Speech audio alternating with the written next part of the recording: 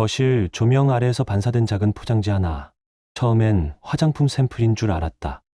하지만 자세히 들여다본 순간 숨이 멎는 듯 했다. 그건 콘돔이었다. 포장도 뜯기지 않은 새 제품, 빛이 반짝이는 낯선 브랜드였다. 그날 나는 내가 믿어온 결혼이라는 세계가 얼마나 허술한 토대 위에 올려져 있었는지 처음으로 알게 되었다. 18대를 함께 산 아내의 가방 속에서 내가 모르는 남자의 그림자와 내가 한 번도 써본 적 없는 물건이 나란히 굴러 떨어졌다. 결말은 당신의 기대를 완전히 뒤흔들 수도 있습니다. 여러분의 생각은 감정이 있습니까? 댓글로 남겨주세요. 구독과 좋아요도 잊지 마세요. 방탐정의 더블 파일과 함께 더 크고 흥미로운 이야기를 속으로 떠나보세요. 나는 올해 52, 서울 송파구 잠실 세내역 근처의 오래된 아파트에서 산다. 18년 전 나는 한 여자를 사랑했고 그녀와 함께라면 어떤 고단함도 견딜 수 있을 거라 믿었다. 그 믿음 위에 세운 결혼은 오랜 세월 동안 내 삶의 전부였다. 아침이면 커튼 사이로 비치는 햇살이 거실 바닥을 쓸고 나는 늘 같은 시간에 일어나 샤워를 하고 커피 한 잔을 마셨다. 그것이 내가 지켜온 질서이자 하루의 시작이었다. 나는 강남 쪽에서 작은 인테리어 회사를 운영한다. 직원은 7명 남짓, 오래된 주택을 리모델링하고 상가를 꾸미는 일로 생계를 이어왔다. 규모는 크지 않지만 손해를 본 적은 없었다. 매일 현장을 돌며 나무 냄새와 페인트 냄새에 묻혀 살았다. 일의 무게가 몸에 익을수록 책임감은 더 단단해졌고 그 안에서 안정을 느꼈다. 아내 혜진과 함께 쌓은 가정은 내게 자부심이었고 그 자부심이 삶을 지탱하는 힘이었다.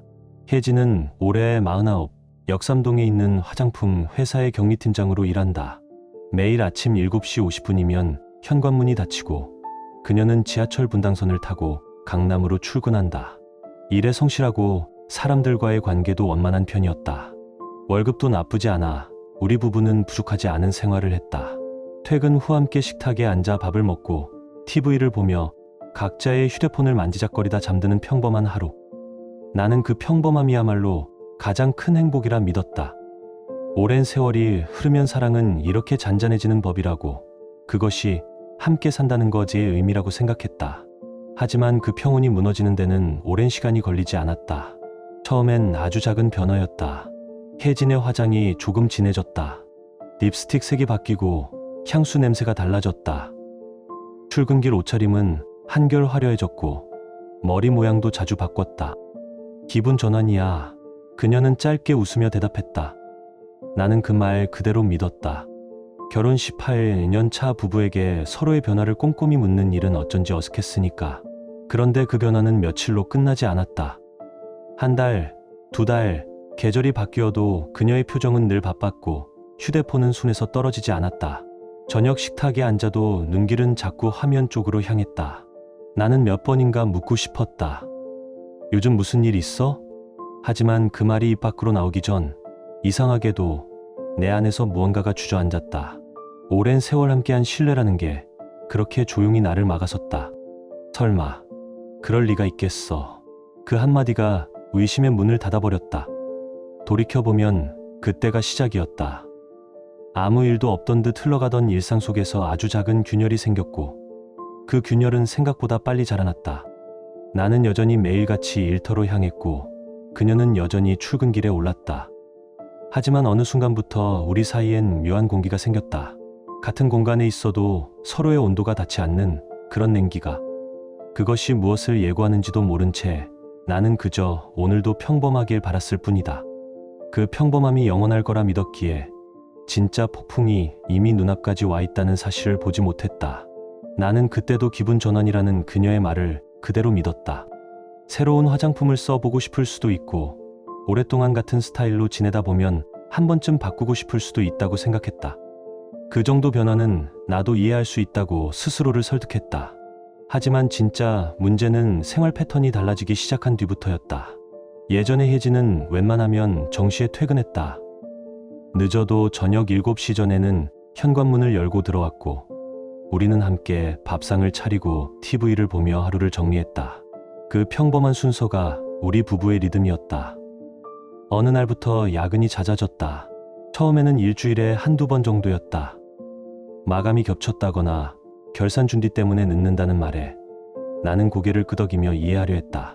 강남에서 회사 다니는 사람이라면 누구나 겪을 수 있는 일이라 여겼다. 그 빈도는 생각보다 빨리 늘어났다. 일주일에 한두 번이던 야근이 어느새 3번, 4번이 되더니 나중에는 정시에 들어오는 날을 세는 편이 더 빠른 지경이 되었다. 저녁 8시, 9시는 기본이었고 10시를 훌쩍 넘겨 자정을 향해 가는 시간에 들어오는 날도 있었다. 현관문이 열릴 때마다 술 냄새가 거실까지 밀려 들어왔다. 회식이라고 치부하기에는 취기가 지나치게 심했다. 구두를 제대로 벗지도 못한 채 비틀거리며 들어와 소파에 몸을 던지고 그대로 잠이 들어버리는 날이 늘어났다. 깨우려 일으켜 보아도 몸이 축 늘어져 침실까지 옮기기조차 힘들었다. 처음 몇 번은 나도 스스로를 다독였다. 회사 생활이 많이 힘들겠지. 중견 회사의 팀장으로 버티는 일이 만만치 않겠지. 그렇게 생각했다. 나 역시 현장을 뛰다 보면 밤늦게까지 일을 이어가는 날이 많으니까 서로 힘든 것은 이해해야 한다고 자신에게 말했다. 그렇게 합리화를 반복하는 사이 마음 한구석에서는 설명되지 않는 불편함이 자라기 시작했다. 혜진의 스마트폰 사용 습관도 어느 순간부터 달라졌다. 예전에는 거실 탁자 위에 아무렇게나 올려두고 샤워를 하거나 설거지를 하곤 했다. 벨이 울리면 내가 대신 가져다 주기도 했고 누구에게서 온 건지 굳이 묻지도 않았다. 그런데 요즘의 혜진은 휴대폰을 손에서 놓지 않았다. 소파에 앉아 있을 때도 항상 손이 닿는 곳에 두었고 테이블 위에 올려놓더라도 화면을 아래로 뒤집어 두었다. 카톡 알림 소리가 나면 깜짝 놀란 듯 화면을 재빨리 확인하고 손가락을 쉴 새 없이 움직였다. 내가 무심코 시선을 돌리면 마치 훔쳐보지 말라는 듯 휴대폰을 살짝 몸쪽으로 끌어당겼다. 화장실에 갈 때도 휴대폰을 손에 쥐고 들어갔다. 샤워를 할 때는 세면대 위에 올려두고 수증기 사이로 화면을 흘끗거리곤 했다. 예전에는 상상도 못했던 모습이었다. 나는 몇 번이고 스스로에게 말했다. 결혼했다고 해서 서로의 모든 것을 들여다봐야 하는 건 아니지. 요즘 세상엔 각자 프라이버시도 있는 거지. 성숙한 부부라면 서로의 영역을 존중해야 한다고 그렇게 믿고 싶었다. 그러던 어느 금요일 밤 시계가 11시를 훌쩍 넘긴 뒤에야 현관문이 열렸다. 열쇠 돌리는 소리부터가 어딘가 어설펐고 문틈 사이로 술 냄새가 먼저 밀려 들어왔다. 혜진은 오늘 좀 많이 마셨다는 말을 중얼거리며 거실로 비틀비틀 들어왔다. 얼굴은 벌겋게 달아올라 있었고 눈동자는 초점을 잃은 채 허공을 헤맸다. 나는 급히 다가가 팔을 붙잡았다. 괜찮아? 이렇게까지 마실 일 있었어? 그녀는 대답 대신 애써 웃는 표정을 지어 보이려 했지만 입꼬리만 어색하게 떨렸다. 소파에 앉힌 뒤 물 한 잔을 가져오려고 부엌으로 향하는데 돌아와 보니 이미 그녀는 머리를 소파 등받이에 기대고 깊이 잠들어 있었다. 신발도 제대로 벗지 못한 채였다. 나는 한숨을 내쉬며 신발을 벗겨 구석에 밀어넣고 담요를 꺼내 그녀의 몸 위에 살짝 덮어 주었다. 그날 밤 나는 침실로 들어가서도 좀처럼 잠을 이루지 못했다. 천장을 바라보며 귀를 기울이면 거실에서 들려오는 그녀의 규칙적이지 않은 숨소리가 어둠을 가르며 들려왔다. 회사 일이 진짜로 그렇게 힘들어진 걸까? 아니면 내가 모르는 다른 이유가 있는 걸까? 머릿속에서 같은 질문이 계속 원을 그렸다. 한편으로는 이런 생각을 하는 나 자신이 비겁하게 느껴지기도 했다. 배우자를 의심하는 마음을 품었다는 사실 자체가 스스로를 초라하게 만들었다. 오랫동안 함께 살다 보면 서로에게 익숙해지고 각자의 일과 인간관계가 생기고 함께 있는 시간보다 떨어져 있는 시간이 더 많아지는 것. 어쩌면 그런 변화가 자연스러운 과정일지도 모른다고 스스로를 달래보았다. 그럼에도 불구하고 마음 깊은 곳 어딘가에서는 자꾸만 경고음이 울렸다. 설명할 수 없지만 분명히 잘못된 방향으로 흘러가고 있다는 느낌이 들었다. 그 불안은 거품처럼 일어났다 사라지는 것이 아니라 하루하루 바닥에 앙금처럼 가라앉아 쌓여갔다. 몇 주가 더 그렇게 흘렀다. 그리고 마침내 내가 외면해 오던 모든 의심을 한꺼번에 마주하게 되는 밤이 찾아왔다. 토요일 늦은 밤 시계가 자정을 향해 가던 그때 현관문이 거칠게 열렸다. 이번에 들어온 혜진의 모습은 이전과는 차원이 달랐다. 그날 밤 혜진이 현관문을 열자마자 바닥에 주저앉았다. 들고 있던 핸드백이 손에서 미끄러져 떨어졌고 지퍼가 열리며 안에 있던 물건들이 거실 바닥으로 쏟아졌다. 화장품, 지갑, 수첩 몇 권, 그리고 몇 장의 종이가 흩어졌다.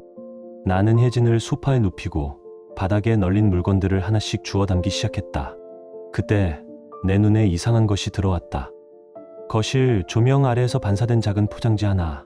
처음엔 그냥 화장품 샘플인 줄 알았다.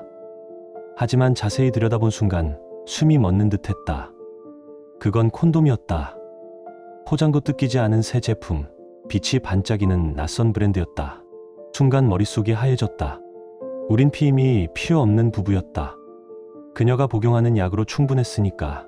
그런데 왜 이게 혜진의 가방 속에 있는 걸까? 손끝이 떨렸다. 이성은 사라지고 심장만 거칠게 뛰었다.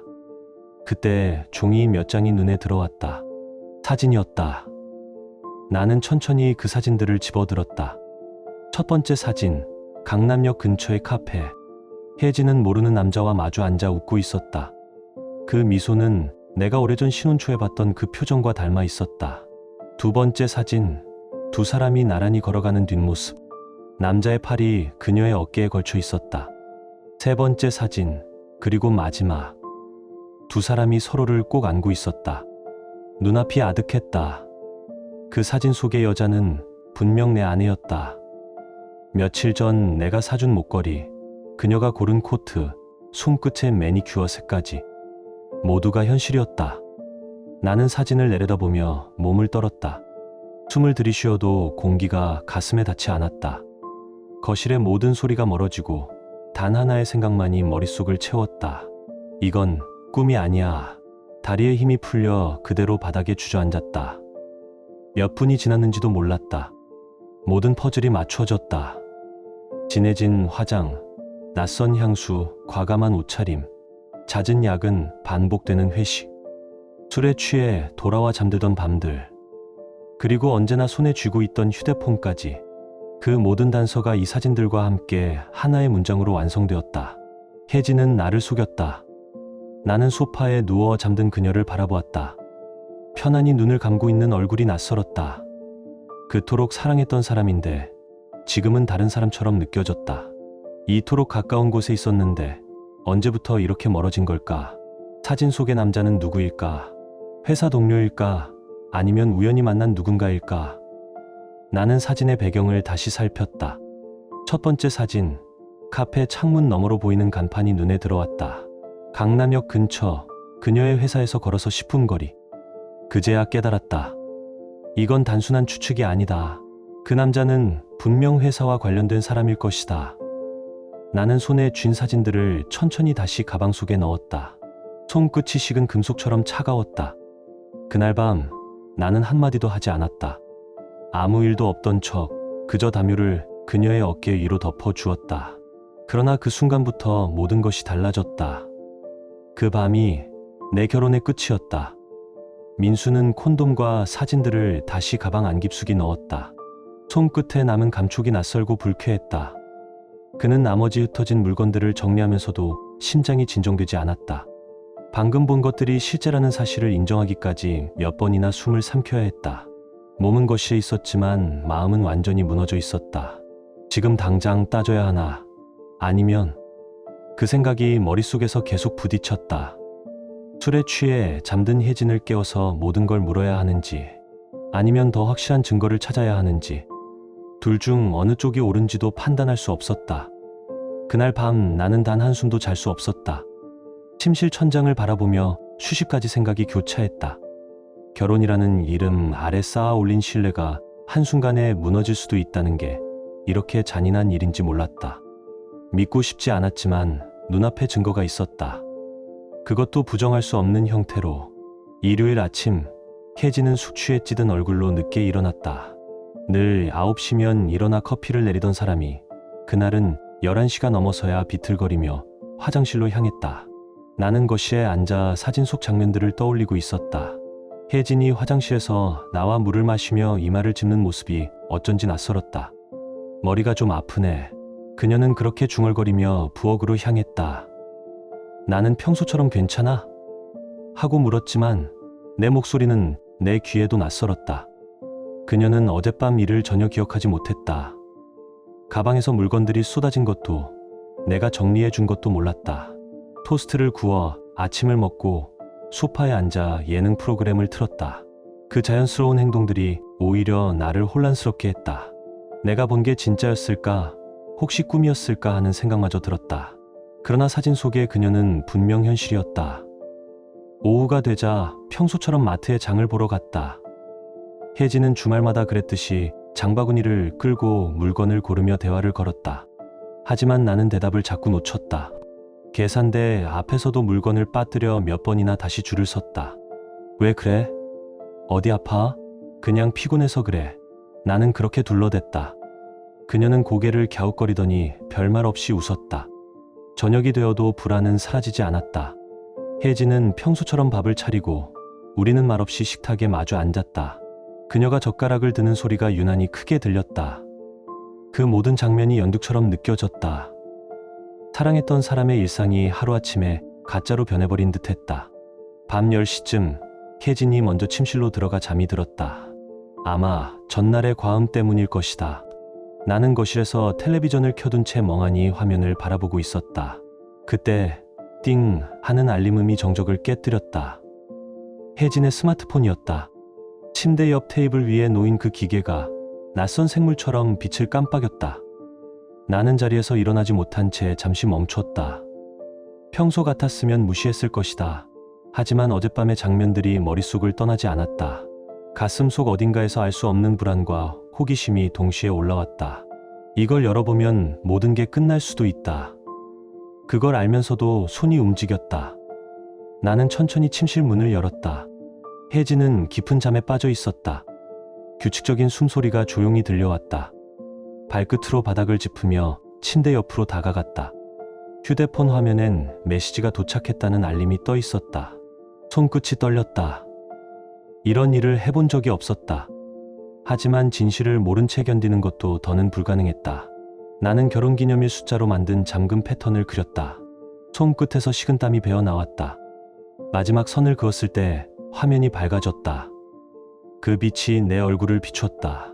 그 순간 내 인생의 균형은 완전히 기울기 시작했다. 민수는 손끝이 굳은 채로 메시지 창을 열었다. 화면 맨 위에는 방금 도착한 새 메시지가 떠 있었다. 발신자는 저장되지 않은 번호. 그러나 그 한 줄의 문장이 눈에 들어오는 순간 온몸이 얼어붙었다. 잘 들어갔지. 오늘도 너무 좋았어. 그 문장을 몇 번이나 다시 읽었다. 혹시 내가 잘못 본 건 아닐까? 다른 의미가 있을지도 모른다고 스스로를 숙여보았다. 하지만 아무리 눈을 비벼도 문장은 그대로였다. 의심할 여지가 없었다. 손끝이 식어갔다. 그는 스크롤을 천천히 올렸다. 며칠 전부터 이어진 대화들이 화면에 빼곡히 남아 있었다. 단순한 친구 사이의 대화가 아니었다. 보고 싶다. 내일은 더 오래 있었으면 좋겠다. 짧은 문장마다 익숙하지 않은 온기가 묻어 있었다. 시간과 장소가 적힌 약속 메시지들. 심지어 사진 하나가 첨부된 곳에는 혜진의 회사 근처 간판이 보였다. 민수는 그 이상 볼 수가 없었다. 휴대폰을 제자리에 조심히 내려놓았다. 그 작은 기계가 낯선 사람의 목소리로 숨을 쉬는 것 같았다. 조용히 문을 닫고 거실로 나왔다. 소파에 몸을 던지듯 앉자 숨이 막혔다. 어젯밤 본 사진들과 지금의 메시지. 모든 조각이 하나로 이어졌다. 이제 더 이상 부정할 수도 외면할 수도 없었다. 그날 밤 민수는 침실로 들어가지 않았다. 소파 위에 이불을 덮고 누워 있었다. 잠은 오지 않았다. 천장에 비친 불빛이 새벽까지 흔들렸다. 눈을 감으면 사진이 떠올랐고 귀를 막으면 메시지의 문장이 들렸다. 오늘도 너무 좋았어. 그 짧은 문장이 뇌리를 파고들었다. 새벽 5시. 민수는 눈을 떴다. 온몸이 굳은 듯한 피로 속에서도 한 가지 결심이 또렷했다. 감정으로 대응하면 아무것도 지킬 수 없다. 차라리 냉정하게 끝까지 진실을 확인하자. 그래야만 이 결혼이 어떻게 무너졌는지를 명확히 볼 수 있다. 월요일 아침, 혜진이 출근 준비를 하는 동안 민수는 노트북을 켜고 사설 탐정 사무소를 검색했다. 서울 강남 불륜 조사, 배우자 외도 전문이라는 문구들이 줄지어 떴다. 평점이 높고 경력이 오래된 곳을 골라 전화를 걸었다. 김 탐정 사무소입니다. 중년 남성의 차분한 목소리가 들렸다. 민수는 조심스럽게 상황을 설명했다. 짧게 끊어 말할 때마다 목이 타들어갔다. 김탐정은 침착하게 대답했다. 이런 경우 많습니다. 직접 오셔서 이야기 나누시죠. 오늘 오후 3시 가능하십니까? 민수는 그렇게 약속을 잡았다. 그날 현장 일정을 직원들에게 맡기고 지하철 2호선에 몸을 실었다. 유리창에 비친 자신의 얼굴은 초췌했고 눈빛은 공허했다. 강남역에 도착하자 역 앞에 인파가 파도처럼 밀려왔다. 사람들은 바쁘게 걸었지만 민수의 시간은 멈춰 있었다. 사무실은 6층 작은 건물 안에 있었다. 문을 열자 오래된 커피 냄새와 담배 향이 섞여 들어왔다. 책상 위에는 서류 뭉치와 카메라가 가지런히 놓여 있었다. 김탐정은 50대 중반쯤 되어 보였다. 짧은 머리, 무표정한 얼굴, 그러나 눈빛만큼은 날카로웠다. 민수는 지금까지의 일을 처음부터 차근차근 이야기했다. 혜진의 변화, 술에 취해 돌아온 밤, 가방 속의 사진들, 그리고 메시지까지. 김탐정은 고개를 끄덕이며 중간중간 질문을 던졌다. 직장은 어디죠? 퇴근 시간은 일정합니까? 함께 다니는 동료는? 그의 말투는 감정이 없었지만 묘하게 신뢰가 갔다. 탐정은 민수가 가져온 사진들을 세밀히 살폈다. 확대경을 꺼내 남자의 얼굴과 체격, 배경의 간판, 시계 방향의 그림자를 하나하나 짚었다. 카페 위치가 강남역 근처 맞죠? 예, 회사에서 걸어서 10분 거리입니다. 그럼 다음 주면 결과가 나올 겁니다. 직접 확인하시겠습니까? 민수는 잠시 침묵하다 고개를 끄덕였다. 이제 돌이킬 수 없는 길로 들어섰다는 걸 그는 이미 알고 있었다. 김탐정은 내 앞에 놓인 사진들을 한 장씩 넘기며 차분하게 말했다. 목소리는 담담했지만 그가 짚어주는 사실 하나하나가 내 가슴을 깊게 파고들었다. 카페 이름, 찍힌 시각, 두 사람의 거리감, 주변 간판에 찍힌 글자까지 그는 모두 기억하고 있었다. 한 번도 상상해 본 적 없는 방식으로 내 아내의 일상이 해부되고 있었다. 조사 계획은 생각보다 체계적이었다. 먼저 혜진의 출퇴근 동선을 파악하고 퇴근 이후의 시간을 중심으로 일정을 추적하겠다고 했다. 누구와 어디에서 시간을 보내는지, 특정 요일에 반복되는 패턴이 있는지부터 확인한 뒤 사진 속 남자의 신원을 특정하고 두 사람이 실제로 만나는 장소와 횟수를 기록하겠다는 설명이었다. 비용은 일주일 기준 200만 원. 추가 조사가 필요하면 그때 다시 상의하자는 조건이었다. 금액이 적다고 할 수는 없었다. 그러나 그 순간 내게 더 중요한 건 돈이 아니었다. 나는 망설이지 않고 계약서에 서명했다. 알고 싶었다. 이 결혼이 언제, 어떻게 무너졌는지를. 김탐정은 마지막으로 한 가지를 당부했다. 조사 기간 동안은 평소와 다름없이 지내셔야 합니다. 특히 산 앞에서는요. 그 말이 뼈처럼 가슴에 박혔다. 집으로 돌아가는 길, 나는 내가 배우가 된 느낌이었다. 그 며칠 동안 나는 혜진 앞에서 아무렇지 않은 사람처럼 행동해야 했다. 아침이면 함께 일어나 인사를 나누고 저녁이면 식탁에 마주 앉아 밥을 먹었다. 겉으로 보기에는 예전과 다르지 않은 부부였다. 하지만 내 안에서는 의심과 분노가 동시에 끓어오르고 있었다. 혜진은 여전히 늦게 들어오는 날이 많았다. 야근, 회식, 거래처 미팅, 그녀가 말하는 모든 이유가 이제는 변명으로만 들렸다. 현관문이 열릴 때마다 나는 표정을 관리해야 했다. 속에서는 치밀어 오르는 것을 억누르며 왔어? 한마디를 겨우 내뱉었다. 목요일 오후 김탐정에게서 연락이 왔다. 중간 보고를 하고 싶다는 내용이었다. 나는 약속 시간보다 20분이나 먼저 사무실에 도착했다. 손에 쥔 종이컵 커피는 미지근해질 때까지 줄곧 그대로였다. 생각보다 빨리 정리가 됐습니다. 김탐정은 노트북 화면과 인쇄물을 번갈아 보여주며 말을 이었다. 먼저 사진 속 남자의 신원을 확인했다고 했다. 이름은 박정우. 혜진과 같은 고등학교를 다녔던 동창. 지금은 강남에 있는 중견 회계 사무소에서 일하는 사람이라고 했다. 나이도 우리와 비슷한 또래였다. 더 충격적인 건 그 다음이었다. 김탐정은 과거 기록까지 뒤져 두 사람의 관계를 조사했다. 고등학교 3학년 무렵부터 약 2년간 연인 사이였고 대학 진학과 함께 자연스럽게 멀어졌다는 이야기가 동창들 사이에 남아 있었다고 했다. 최근 몇 달 사이 동창 모임 단체 채팅방을 계기로 다시 연락을 주고받기 시작한 정황도 찾았다고 덧붙였다. 그리고 본론이 이어졌다. 김 탐정은 책상 서랍에서 서류 뭉치를 꺼내 한 장씩 내 앞으로 밀었다. 호텔 출입 기록, 주차장 CCTV 캡처 화면, 차량 블랙박스에서 추출한 영상 캡처까지. 지난 한 달 동안 강남 일대의 특정 모텔과 비즈니스 호텔에 두 사람이 함께 드나든 기록이 최소 5번 이상이었다. 날짜와 시간, 차량 번호, 출입구를 통과하는 순서까지 모두 표처럼 정리되어 있었다. 나는 종이를 넘길 때마다 손끝에 힘이 빠지는 걸 느꼈다. 사진 속에는 밤늦은 시간 같은 차에서 내리는 두 사람의 모습이 있었다. 차량 문이 열리고 박정우라는 남자가 먼저 내린 뒤 반대편에서 혜진이 내려 그의 옆으로 서는 장면이 여러 각도에서 찍혀 있었다. 차 안에서 서로에게 몸을 기울이고 얼굴을 가까이 대고 있는 모습도 몇 장 남아 있었다. 소리는 들리지 않았지만 어떤 대화가 오갔을지는 굳이 상상할 필요도 없었다. 모텔 입구로 걸어 들어가는 장면. 조금 늦은 시간 비슷한 간격을 두고 다시 나오는 장면이 시간대별로 나열되어 있었다. 도망갈 구석이 없었다. 눈을 돌려도 손을 떼어도 진실은 그대로 서 있었다. 이틀 정도만 더 조사하면 전체 그림이 완성될 겁니다. 법적으로 대응하시려면 이 정도로는 부족하지 않지만 더 확실하게 정리해 두는 게 좋습니다. 김 탐정의 말에 나는 고개를 끄덕였다. 이미 여기까지 왔다면 끝까지 가는 수밖에 없었다. 토요일 아침 최종 보고서가 준비됐다는 연락을 받았다. 사무소에 도착해 두꺼운 파일을 건네받는 순간 손이 떨렸다. 표지에는 날짜와 내 이름 그리고 혜진의 이름이 나란히 적혀 있었다. 보고서는 예상보다 더 상세했다. 지난 2달 동안 두 사람이 만난 일시와 장소가 시간 순으로 정리되어 있었고 각 만남마다 어떤 자료가 확보되었는지가 따로 표기되어 있었다. 강남역 근처 카페, 회사 인근 식당, 호텔 주차장, 모텔 출입구. 지도 위에 찍힌 표시들이 점점 촘촘해질수록 내 결혼 생활은 반대로 허물어져 가는 것처럼 느껴졌다. 보고서 마지막 장에는 숫자가 하나 적혀 있었다.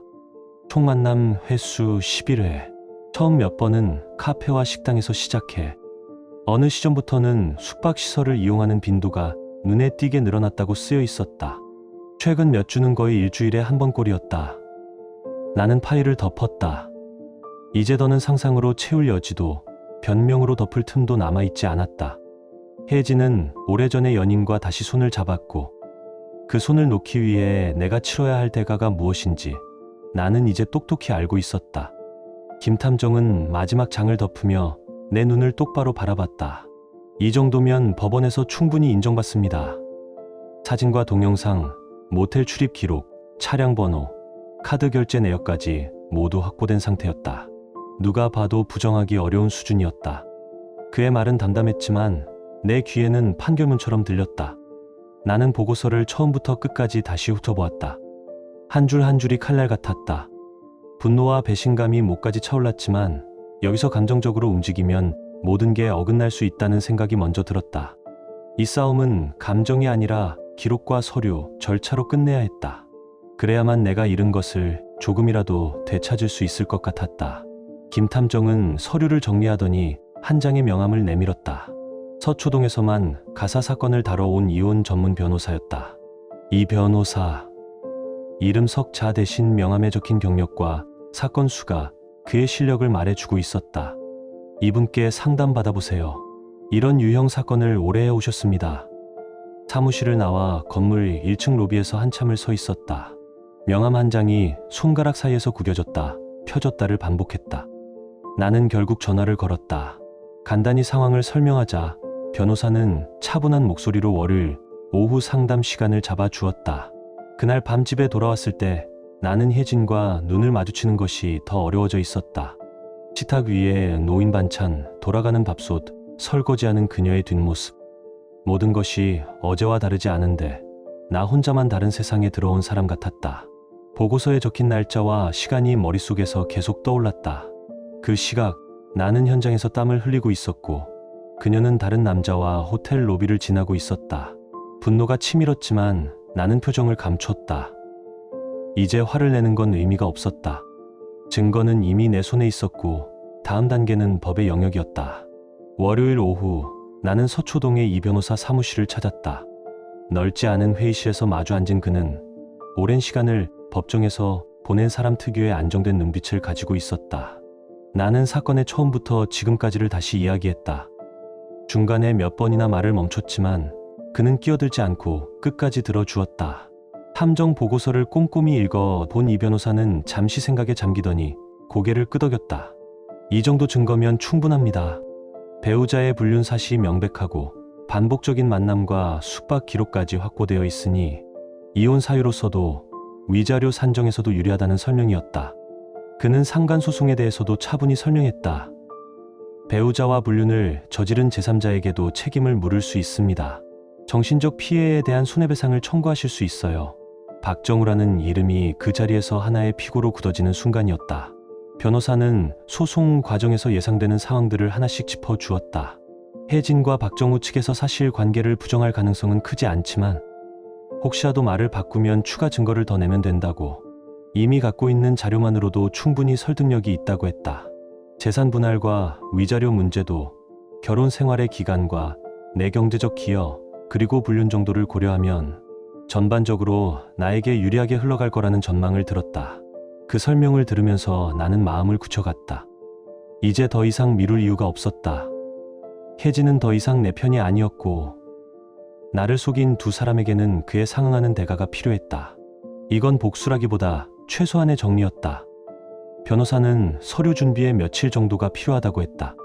소장을 작성하고 증거 목록을 정리해 법원에 제출하는 절차를 밟은 뒤 정식으로 소송이 시작된다고, 그때까지는 집에서 평소와 다름없는 태도를 유지하는 것이 좋겠다고 다시 한번 당부했다.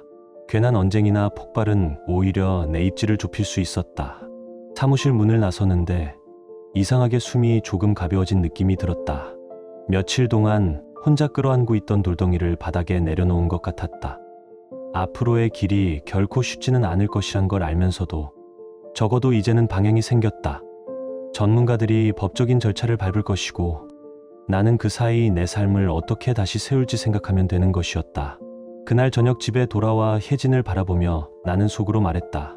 곧 모든 것이 끝날 것이다. 배신에는 반드시 값이 따른다는 사실을 당신도 그 남자도 똑똑히 알게 될 거라고. 그날 밤 나는 며칠 만에 처음으로 제대로 잠이 들었다. 깊은 잠은 아니었지만 적어도 소파가 아니라 침대 위에서 스스로의 선택을 붙잡은 채 눈을 감을 수 있었다. 수요일 오전 이 변호사에게서 전화가 왔다. 모든 서류 준비 끝났습니다. 오늘 오후에 이혼 소송과 상간 소송을 동시에 접수하겠습니다. 짧은 한마디였지만 그 말이 내 삶의 선을 바꾸고 있다는 걸 나는 알고 있었다. 이제 되돌아갈 길은 완전히 사라졌다. 그날 오후 5시쯤 현장에서 일을 마치고 집으로 돌아왔을 때 아파트 단지 주차장에 혜진의 차가 먼저 서 있는 것이 보였다. 마치 나를 기다리는 누군가의 그림자처럼 흰색 차 한 대가 저녁빛을 머금고 조용히 멈춰 있었다. 민수가 집 안으로 들어섰을 때 공기가 이상하게 정적했다. 평소보다 일찍 들어온 듯 했지만 그보다 먼저 눈에 띈 건 소파에 앉아있는 혜진의 모습이었다. 그녀는 얼굴이 새하얗게 질려 있었고 손에는 두툼한 서류 봉투를 쥐고 있었다. 봉투 위에는 선명히 적힌 글자 서울가정법원. 민수는 말없이 신발을 벗고 거실을 지나 부엌으로 향했다. 물을 한 잔 따라 마셨다. 속이 바닥부터 타들어가는 기분이었지만 단 한 모금의 물로라도 그 불을 식히고 싶었다. 민수야, 이게 뭐야? 왜 갑자기 이런 걸 보내는 거야? 혜진의 목소리는 떨리고 있었다. 눈가엔 이미 눈물이 번져 있었고 손끝까지 긴장으로 굳어 있었다. 민수는 대답하지 않았다. 그저 천천히 컵을 내려놓고 고개를 돌렸다. 이제 와서 무슨 말을 더 하겠어. 모든 증거가 다 있어. 그의 목소리는 차가웠고 감정이 하나도 묻어나지 않았다. 그 순간 혜진의 얼굴이 완전히 하얗게 질렸다. 무엇을 알고 있는지, 어디까지 알고 있는지 그녀는 이미 깨달았다. 그녀는 잠시 말을 잇지 못하다가 갑자기 민수 앞으로 무너져 내렸다. 두 손으로 얼굴을 감싸 쥐고 흐느끼며 말했다. 잘못했어. 정말 잘못했어. 제발 한 번만 용서해줘. 다시는 이런 일 없을 거야. 박정우하고도 완전히 끝냈어. 민수는 그녀를 바라봤다. 한때 자신이 사랑하던 얼굴이 눈물에 젖어 있었지만 아무런 감정이 잃지 않았다. 그 눈물이 진심일지 아니면 들킨 죄의식 때문일지 이제는 중요하지 않았다. 2달 동안 나를 속이고 뭘 했는지 다 알아. 이제 와서 빌어봤자 소용없어. 그는 단호하게 말했다. 앞으로는 변호사를 통해서만 이야기하자. 혜진이 울부짖으며 민수의 다리를 붙잡으려 했지만 민수는 한 걸음 뒤로 물러섰다. 이제 내 집에서 짐 챙겨서 나가. 그 말에 혜진의 울음소리가 터져 나왔다. 거실 전체가 울음으로 메워졌지만 민수의 표정은 끝까지 변하지 않았다. 그날 밤 혜진은 짐을 쌌다. 옷장 문이 열리고 닫힐 때마다 방 안의 공기가 무겁게 흔들렸다. 민수는 거실에서 텔레비전을 켜놓고 있었다. 드라마의 대사가 흘러나왔지만 한마디도 들리지 않았다. 단지 그녀가 짐을 싸는 소리, 흐느끼는 소리, 그 소리만이 오래된 벽을 따라 퍼지고 있었다. 친정으로 갈게. 혜진은 마지막으로 그렇게 말하고 현관문을 나섰다. 문이 닫히는 소리가 울릴 때 민수는 처음으로 깊게 숨을 내쉬었다.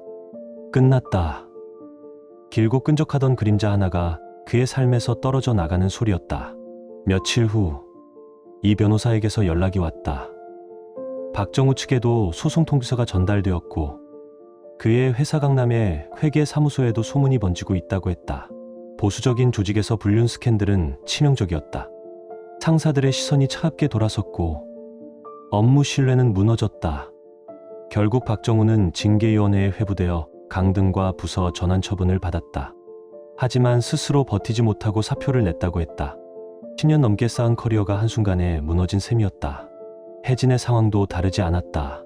직장에서 공식적인 징계는 아직 없었지만 동료들 사이에 소문이 퍼지며 시선이 싸늘해졌다. 특히 회계 업무는 신뢰를 밑바탕으로 하는 일. 그녀의 자리는 점점 불편해지고 있었다. 민수는 그 소식들을 들으며 아무런 반응도 보이지 않았다. 후련함도 미련도 없었다. 그저 하나의 결론만 남았다. 배신에는 반드시 그에 상응하는 대가가 따른다. 민수는 변호사를 통해 전해 듣는 소식들을 하나씩 받아들이며 생각했다. 자신이 겪은 고통과 상처를 떠올려 보면 지금 두 사람이 겪는 일은 솔직히 말해 그리 큰 벌도 아니라는 생각이 들었다. 한 집에서 같은 침대에서 아무것도 모른 채 웃던 시간들이 통째로 조롱당했다는 느낌. 그 모욕을 생각하면 이 정도 무너짐은 아직 가볍다고까지 여겨졌다. 일주일쯤 지났을 때였다. 휴대폰 화면에 익숙한 이름 하나가 떴다. 혜진. 벨소리가 몇 번이나 울리는 동안 민수는 휴대폰을 들여다보기만 했다. 결국 받지 않았다. 이미 앞으로는 변호사를 통해서만 이야기하자고 말한 이상 그 원칙을 깨고 싶지 않았다. 그는 곧장 이 변호사에게 메시지를 보냈다. 혜진이 계속 개인적으로 연락을 시도하고 있다는 사실을 알리자. 변호사는 알겠다고, 앞으로는 자신이 정리하겠다고 답했다. 박정우의 반응도 비슷했다. 직접 만나 사과하고 싶다. 한 번만 시간을 내달라. 그런 내용의 연락이 우회적으로 전달되었다. 그러나 민수는 그 어떤 접촉도 허락하지 않았다. 이미 소송이 시작된 상황에서 감정적인 만남은 도움이 되지 않을 거라는 걸 잘 알고 있었다. 모든 건 법정에서 끝내겠습니다. 그것이 민수가 세운 원칙이었고 그는 그 원칙을 끝까지 지켰다. 2달 후 드디어 법원에서 최종 판결이 내려졌다. 민수가 제출한 자료 전부가 증거로 인정되었고 혜진과 박정우는 더 이상 부정할 여지가 없는 상황에 몰렸다. 사진, 동영상, 모텔 출입 기록, 카드 결제 내역까지. 정리된 서류 더미는 그들이 쌓아 올린 거짓말을 완전히 무너뜨리기에 충분했다. 판사는 민수에게 일방적으로 유리한 판결을 선고했다. 이혼 사유에 대해 배우자인 혜진의 책임을 사실상 100%로 인정했다. 재산 분할에서도 민수가 대부분을 가져가는 것이 타당하다고 판단했다. 또한 장기간의 정신적 피해를 고려해 혜진이 민수에게 3천만 원의 위자료를 지급하라는 명령이 함께 내려졌다. 상간소송 판결도 뒤따랐다. 박정우에게는 2천만 원의 손해배상 책임이 인정되었다. 혼인을 파탄시킨 제3자로서 민수가 입은 정신적 손해에 대해 법원이 공식적으로 값을 매긴 셈이었다. 판결이 확정된 뒤 혜진의 삶은 급격하게 무너졌다. 회사는 결국 징계위원회를 열었고 회사 이미지와 신뢰도에 치명적인 손상을 줬다는 이유로 해고 처분을 내렸다. 7년 동안 다닌 직장에서 하루아침에 쫓겨난 것이다. 그러나 진짜 문제는 그 다음이었다. 업계 안에 소문이 퍼지면서 다른 회사로 옮기는 것조차 쉽지 않게 되었다. 특히 회계격리 업무는 무엇보다 신뢰가 중요한 자리였다. 불륜 스캔들은 이력서 어디에도 적히지 않지만 한 번 붙은 낙인은 쉽게 지워지지 않았다. 혜진은 몇 군데 회사에 지원했지만 면접 자리에서 이전 직장을 그만둔 이유를 설명할 때마다 표정이 굳어지는 사람들을 마주해야 했다. 결국 정규직 일자리를 구하지 못한 채 친정집으로 돌아가 편의점과 카페를 전전하며 아르바이트로 생계를 이어가는 처지가 되었다. 박정우의 몰락은 그보다 더 가팔랐다. 회계사라는 타이틀은 남아있었지만 불륜 스캔들 이후 업계에서의 신뢰는 완전히 사라졌다. 새로운 직장을 구하는 것은 거의 불가능에 가까웠다. 15년 동안 쌓아온 경력과 인맥이 단 몇 줄의 소문으로 한순간에 무너져 내렸다. 기존 고객들도 하나둘씩 등을 돌렸다. 개인 사업자와 자영업자들이 맡겨두었던 회계 업무를 해지하고 다른 사무실로 옮기기 시작했다. 도덕적 문제를 일으킨 사람에게 재정을 맡길 순 없다는 말이 서류 뭉치 위에 조용히 내려앉는 것 같았다. 결국 박정우는 서울을 떠나 지방으로 내려갔다. 더 이상 이 도시에 머무를 이유도 버틸 명분도 남아있지 않았다. 민수는 그런 소식들을 전해 들으면서 속이 시원했다. 자신이 견뎌야 했던 밤들을 떠올리면 이 정도 대가는 오히려 가볍게 느껴질 만큼이었다. 민수는 모든 복수가 완성되었다는 사실을 온몸으로 실감했다. 긴 시간 동안 그를 짓눌렀던 분노와 모멸감이 이제는 사라지고 대신 묘한 평온함이 찾아왔다. 그는 생각했다. 결국 세상은 공평하다고. 배신에는 반드시 그에 상응하는 대가가 따르고 진실은 언제나 제자리를 되찾는다고. 이제 더 이상 혜진이나 박정우를 떠올릴 이유가 없었다. 법원에서 받은 위자료와 재산 분할금 덕분에 경제적으로도 여유가 생겼다. 민수는 결혼 생활에 자네가 남은 아파트를 정리하고 혼자 살기에 알맞은 조용한 동네의 아파트로 이사했다. 그 공간은 작지만 깔끔했고 무엇보다 숨 쉴 수 있었다. 남은 돈은 사업 확장에 투자했다. 직원을 2명 더 뽑고 노후한 장비를 모두 최신형으로 교체했다. 새 사무실은 접근성이 좋은 2층 건물로 옮겼다. 흰색 간판에 회사 이름을 새로 새기며 민수는 그제야 진짜로 새로운 시작을 실감했다. 고객들의 반응도 좋았다. 일거리가 몰렸고 매출도 눈에 띄게 올랐다. 무엇보다 마음이 한결 가벼워졌다. 그동안 혜진의 변화에 불안해하며 눈치만 보던 시간들, 의심과 죄책감 사이에서 스스로를 갉아먹던 밤들이 이제는 모두 과거의 한 장면이 되었다. 민수는 자신이 선택한 냉정한 대응이 옳았다는 걸 확신했다. 진실을 직면하고 그에 맞는 책임을 물은 끝에야 비로소 평화를 되찾을 수 있었다.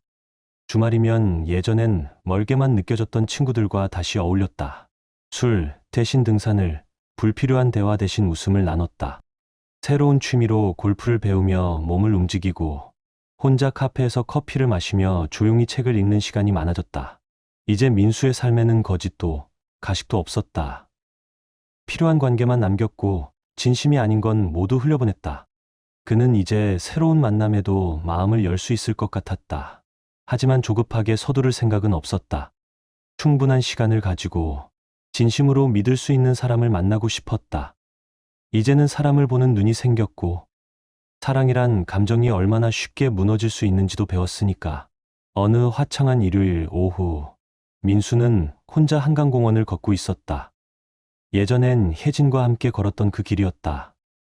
하지만 오늘은 바람이 다르게 불었다. 자유로웠고 평온했다. 강물 위로 반사된 햇살을 바라보며 민수는 조용히 미소 지었다. 배신당했을 땐 세상이 끝난 것 같았지만 결국 그는 무너지지 않았다. 아니, 오히려 더 단단해졌다. 진실은 결국 이긴다. 그는 그 사실을 자신의 삶으로 증명해냈다. 거짓과 배신으로는 결코 행복할 수 없다는 걸. 그 누구보다도 깊이 깨달은 사람이 바로 민수였다. 이제 그의 앞에는 진실하고 당당한 인생이 펼쳐지고 있었다. 지금 당신의 마음은 어떤가요? 이야기를 읽으며 떠오른 감정이나 생각이 있다면 댓글로 나눠주세요. 당신의 진심 어린 한마디가 누군가에겐 큰 위로가 될 수 있습니다. 이 짧은 이야기 속에 작은 온기나 잊고 지낸 감정 하나라도 담겨 있었다면 그것만으로 이 이야기는 충분히 의미 있는 시간이었을 거예요. 좋아요와 구독, 그리고 공유는 이런 따뜻한 이야기가 더 많은 사람의 하루에 조용히 스며들 수 있는 힘이 됩니다. 함께 해주셔서 고맙습니다. 당신의 하루에도 조용한 평안과 따뜻한 사람이 함께하길 진심으로 바랍니다.